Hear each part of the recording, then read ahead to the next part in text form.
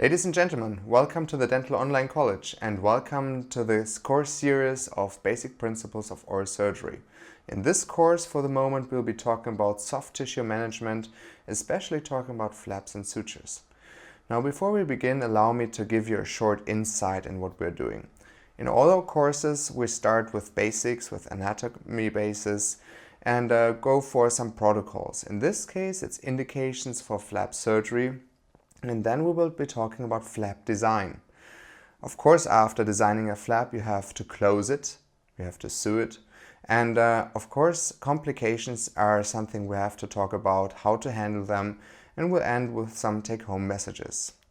Allow me to introduce myself. My name is Markus Troeltzsch. I went to dental and medical school in Germany, and I've been working in Sydney in Australia, in Zurich in Switzerland, and I received training in maxillofacial surgery and aesthetic and restorative dentistry.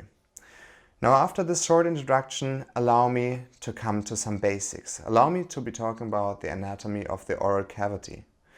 The anatomy of the oral cavity poses some threats for us, especially if we do soft tissue surgery. And here it's especially the nerves.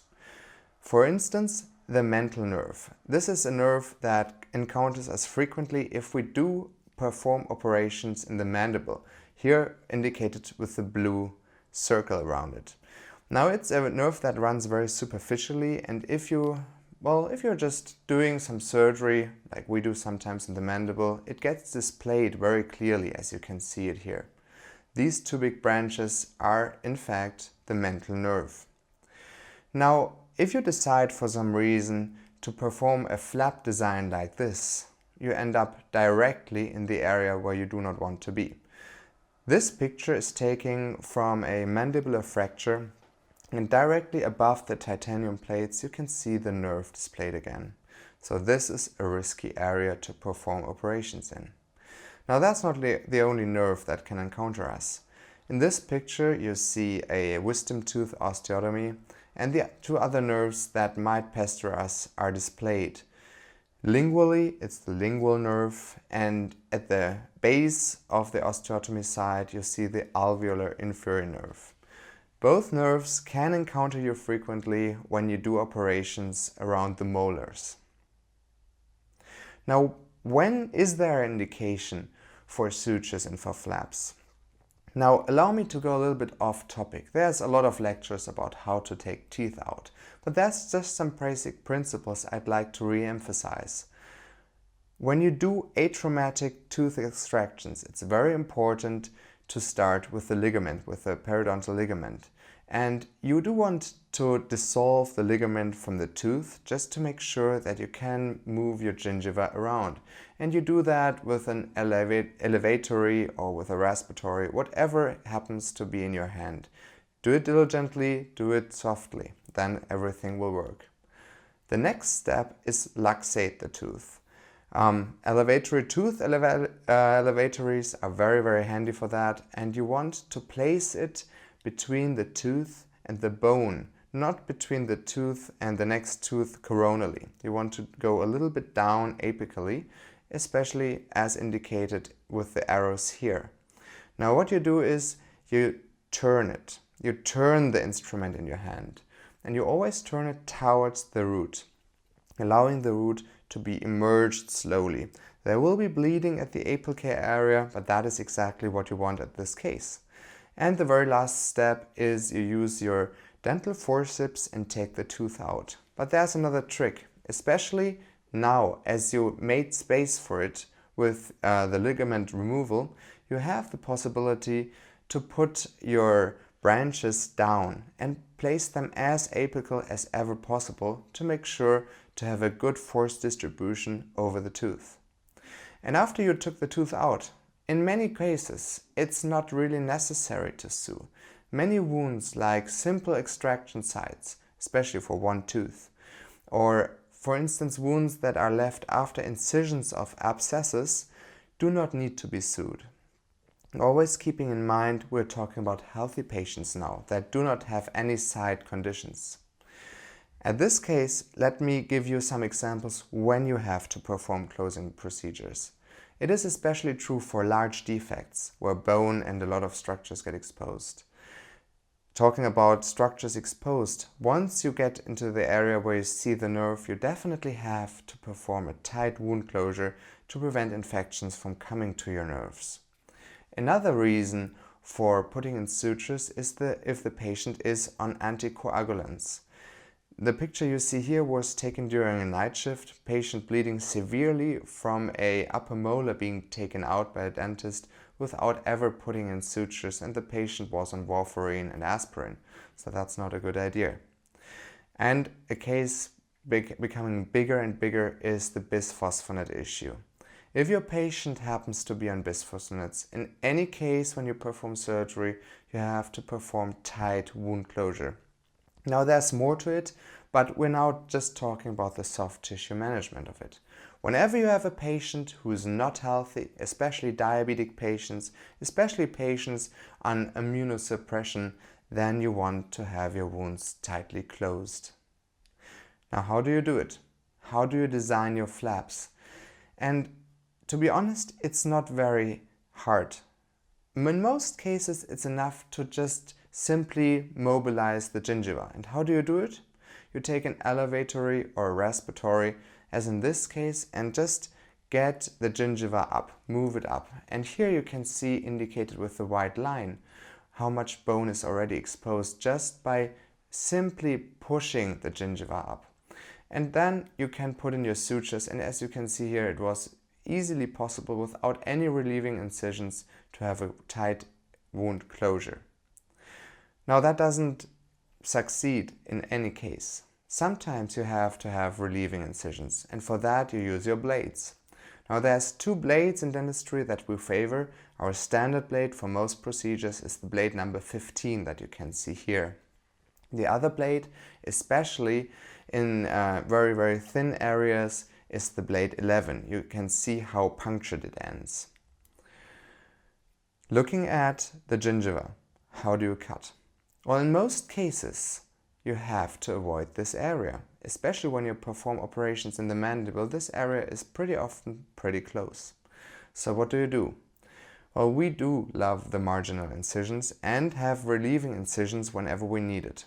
When you perform a relieving incision at the molar area, keep in the back of your mind that you want the incision to be vestibular. You never ever cut lingual of the crown of the molars, because it's very risky with the lingual nerve being very up there. Now this is a possible flap design as well as this one, and you see it's always the same principle. Marginal incision, relieving incisions. Same is true in the maxillary area, in every spot you want to work in. Now it's not always necessary to cut through the papilla, although especially if you apply papilla sutures, which I will show you later, it's a very easy way to do it. Especially in the aesthetic area, you probably want the papillas to be in place. Blade number 11 is very handy for this procedure. So both ways are possible, and it's in the end up to you what to decide. The easier way is to go through the papilla directly. The more aesthetic way is to leave the papillas where they are. Vestibular incisions are something that most dentists are being taught. However, we do not perform that too often because the marginal incision has less complications, is easier to accomplish, you get to your periosteum directly, and the sutures are very, very handy here. Just keep that in the back of your mind. And now, how do you do it? There's one basic rule. As you can see in this picture, we have performed a marginal incision around the teeth and had a relieving incision towards the canine. Whenever you do that, you want to cross that white line, and that white line is the border between the attached gingiva and the movable mucosa, and you want to go apical of that line, because when you now start raising your flap, you use your respiratory and you start especially exactly in the middle of the black circle. Then you elevate your flap from the apical to the coronal area, and you will see it comes off very, very easily and atraumatically.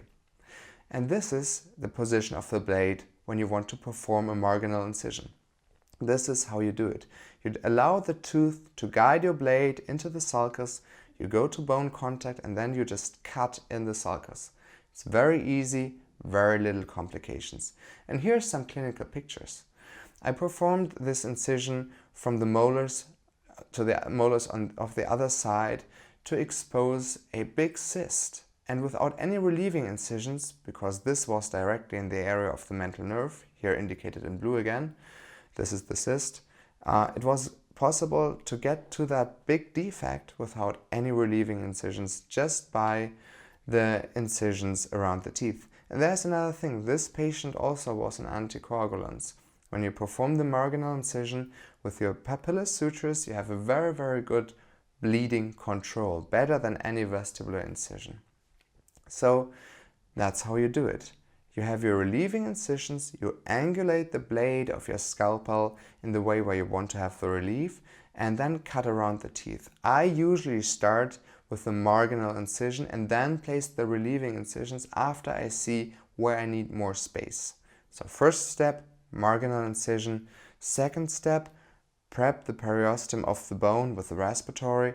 Third step, perform your relieving incisions where you need them.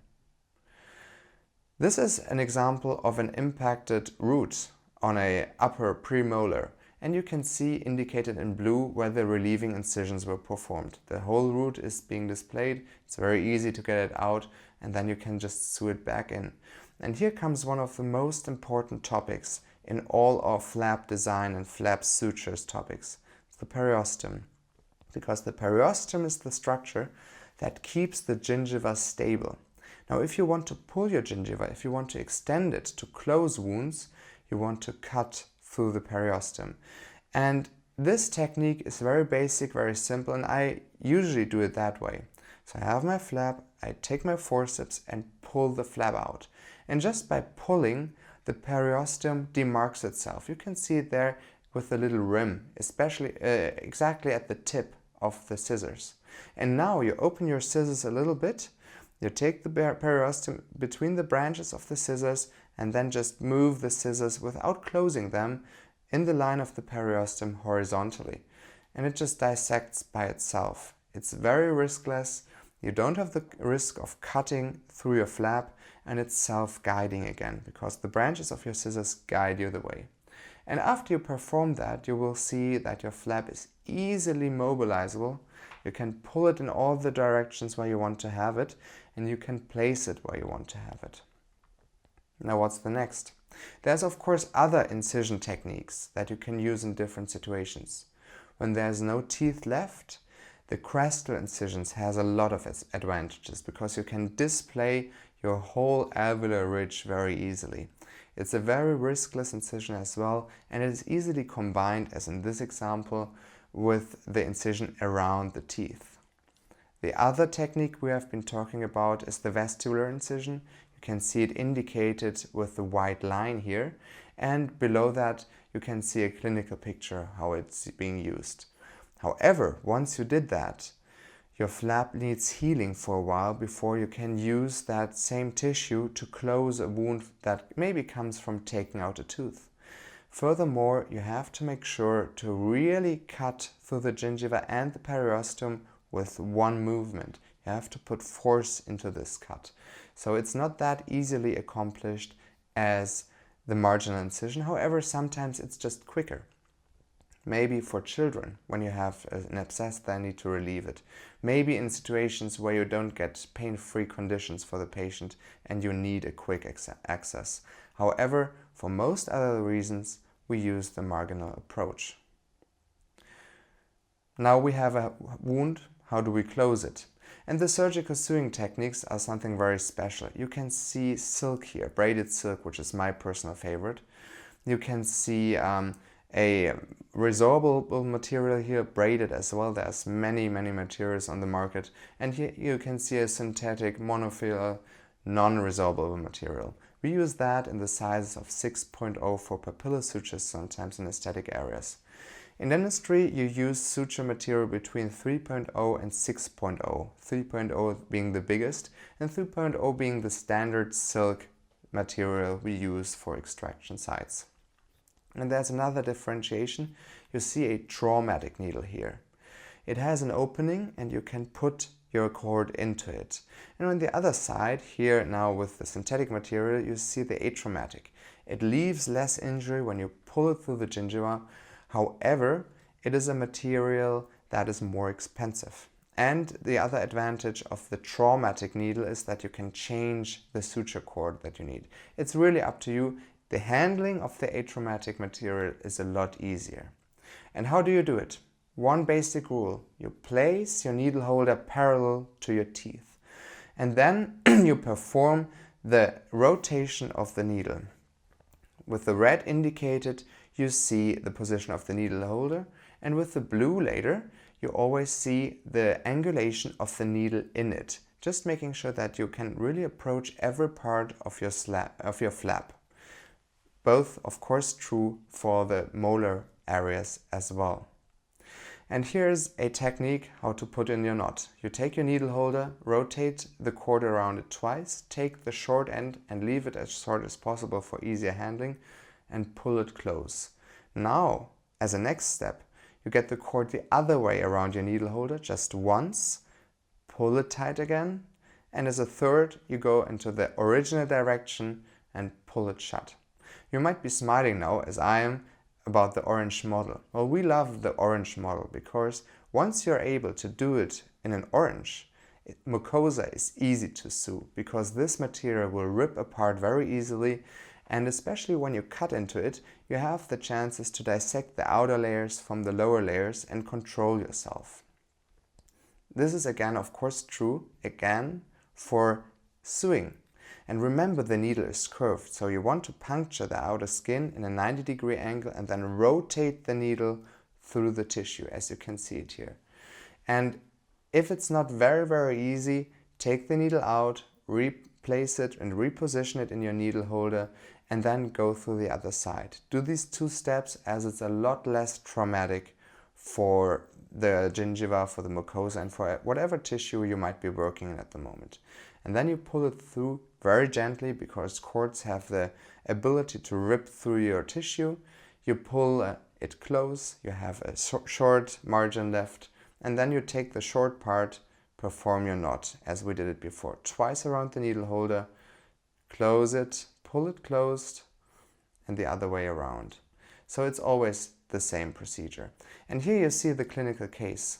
I pull the now periostal cut flap close, then come in with your needle, and the first suture you put in is the one which has the most tension. Like the first suture closes your flap, and then you align all your other sutures around it, as you can see here. Now at this point we're at the end of part A. This is some of the books we are using. Thank you for your kind attention, and we'll go on with the same topic in part B. Thanks a lot.